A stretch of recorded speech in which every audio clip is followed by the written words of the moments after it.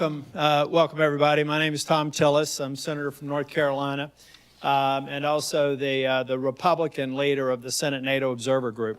I want to welcome you all here, and I hope you have a productive trip. When I got up this morning and I got my briefer from my very capable National Security Advisor, I kind of decided to set it aside and go back and repeat some. With all due respect, JC, it was great. I wish you would give it to someone someday. Great comments. But I thought probably I should just go back to a conversation that I had in Halifax a Saturday a couple of weeks ago. And to repeat, and that was not a prepared statement, but maybe repeat the sentiment. We were in Canada and we were talking about threats, and some of the introductory comments were really talking about what more the United States needed to do to lead. I absolutely believe that the United States must lead. We're an exceptional nation. We fought a revolution. We set forth the transformation of the world by giving a glimpse of what it means to be a democracy. So the U.S. should lead. But the challenge that we have is the world has gotten very small. And the U.S. cannot be everywhere all the time, all at once. In other words, I think in order for us to face up against the threats of today, which are vastly different than just a great power, you know, a Russia, which is a shell of itself, and we'll get back to that in a minute with respect to Ukraine, then we have to think about the threats that exist today in a very different way. We don't really even talk about the cyber domain, but it's the most likely domain that a great power war would start. We don't talk about the hybrid threats near enough, meddling in elections. We sometimes think the United States can go in and fill the gap, when in fact the gap is getting wider and wider and we need help. We no longer just think about nation states. Terrorist organizations can crowdsource hate, money, and funding, and tactics, and execute strategies simply through the internet.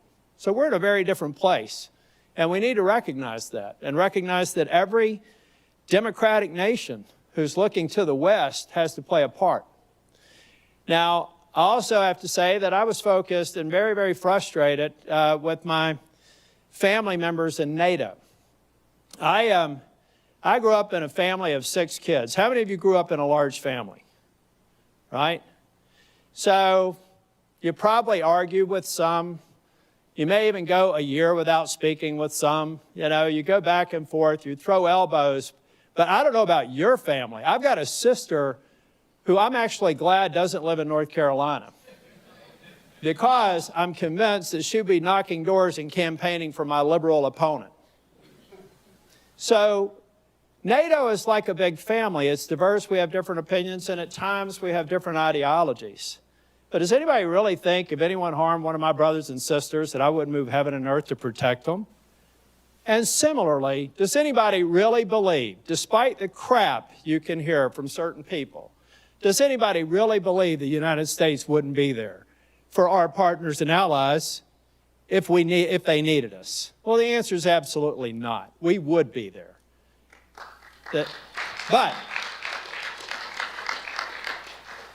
But we also need help. I wonder, for example, and I said this at the Halifax conference, I wonder if the nations who had fallen short of their 2% threshold over the last 24 years that combined for a $2 trillion loss of investments in our mutual defense and their modernization, one wonders, would we be better prepared to take the fight to Russia or to support Ukraine, or whether it would have even occurred? What would a NATO with $2 trillion more, if you just met the 2% minimum, what would that NATO look like? What would the interoperability look like? What would the industrial base look like? We'll never know. But let's let the next generation, the next 20 years, be one where we're not regretting making the same mistake. And so to my brothers and sisters In the democratic family of nations, whether you're in NATO or whether you're a partner or an ally of the United States or a partner and ally or a partner in NATO, recognize our mutual defense is important. And we're at our very best and we create synergy when we're all rowing in the same direction. I'm not going to preach anymore, but I will tell you, I hope that you bring that message back. And I get it. I'm a politician. I was elected like you all. It was a $300 million race and a $96,000 difference between the winner and the loser on a base of 6 million people. So I live in a politically challenging state. I get when you bias your focus on domestic policy, it's sometimes a little bit easier to get elected than if you focus on national defense, depending upon where you are. But at the end of the day, go back to those who voted for you and explain why it's important. And now we can turn our attention to this guy who is the gas station manager of a country pretending to be, or to paraphrase John McCain.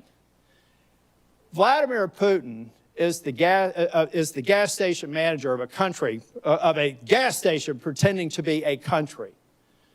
It is absurd that we give Russia any consideration for success in Ukraine. It is absurd that we do anything other than make it very clear to Vladimir Putin and North Korea and those malign leaders who would like him to succeed in Ukraine that we are here for the long term and there is no opportunity for him to be successful. That is the message that I know the majority of my friends in Congress believe, and I honestly believe that President Trump understands it. But President Trump hates war. We've seen that. He wants to end it. But we need to make sure that that war is on terms that Ukraine can accept, and the message that we send to those on the battlefield today in some of the worst possible conditions, that the United States will be there for that brother or that sister until we succeed. And I hope every single one of you in your respective countries feel the same thing. This is not just about success in Ukraine. This is a threat to the future of democracy. And we all have to come together. So, now that I've gotten rid of all the heavy stuff, I do also want to thank Robert Pittenger. I was thinking about Robert this morning and his leadership, that he would spend the time that he did in Congress and in the state legislature. He actually knows more about politics than I'll ever know. He's been doing it longer and he's very good at it. But I appreciate the fact that he is still continuing to serve and bringing this body together. And we were proud to make sure that he had the appropriate accommodations here. Dialogue like this is very important. And dialogue, honest dialogue, like you have with your brothers and sisters, is the most important. So as you're here today and we have our discussions, as long as we're all rooted in the reality that we care about each other's freedom, and we have mutual interest in our success as democratic nations, then we're going to continue to see democracy flourish and totalitarianism retreat. And that's what we all should be behind. Robert, I don't know how much time you allocated for me. I've clearly gone off script, but is there time for any questions or comments before I go? Yeah, if anybody has any questions or comments. I like challenges, by the way, more than anything. Yes, sir.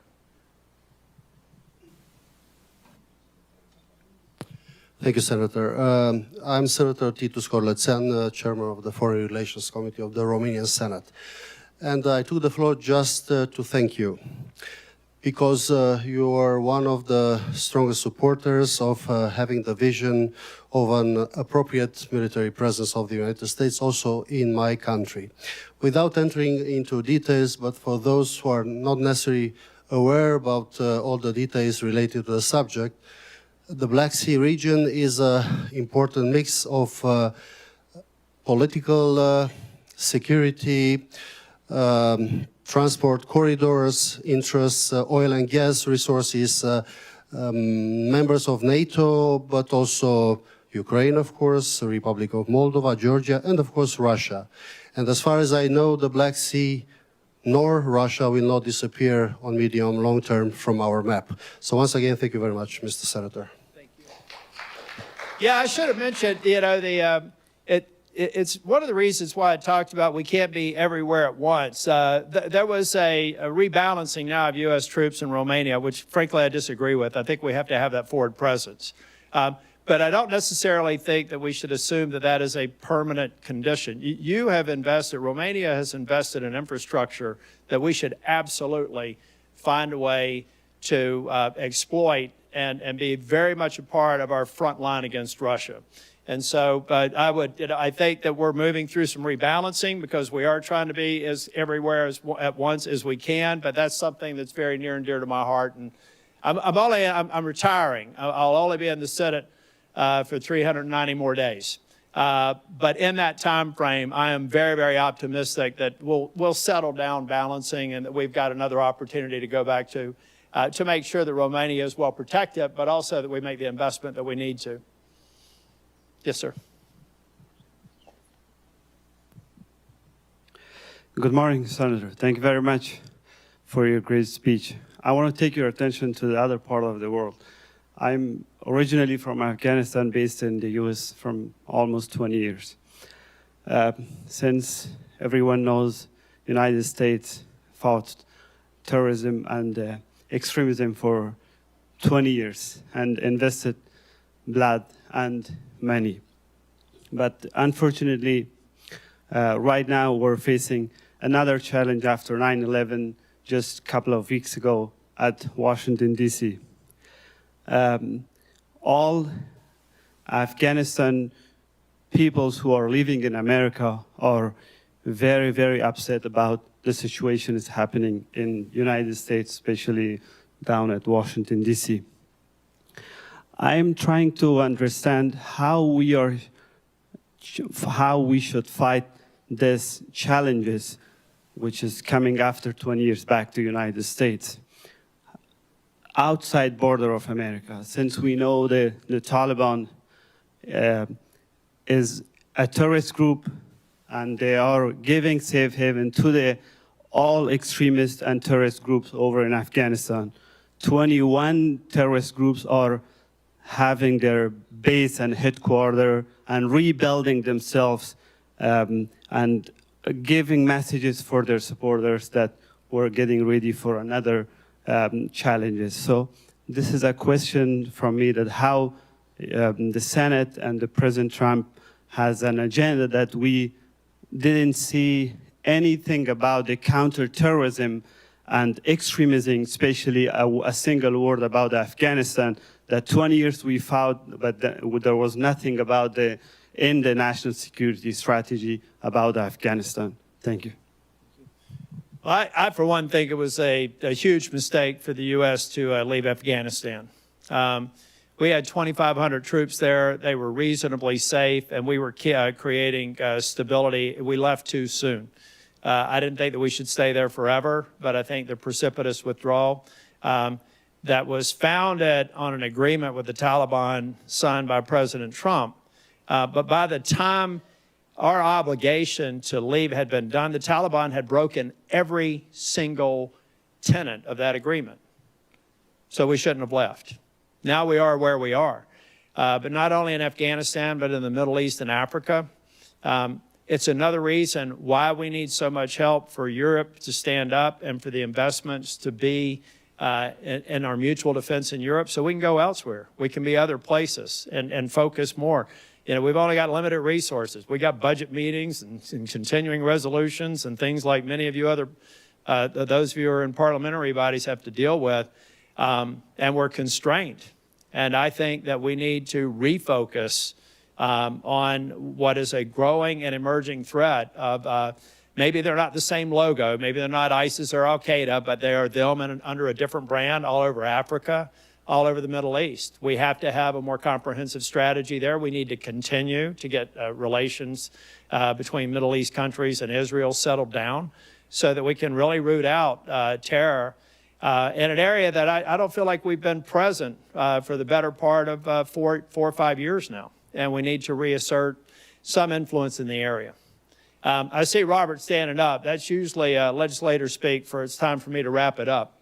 So I'm going to just once again welcome you to D.C. And certainly once again, Robert, thank you for all you've done.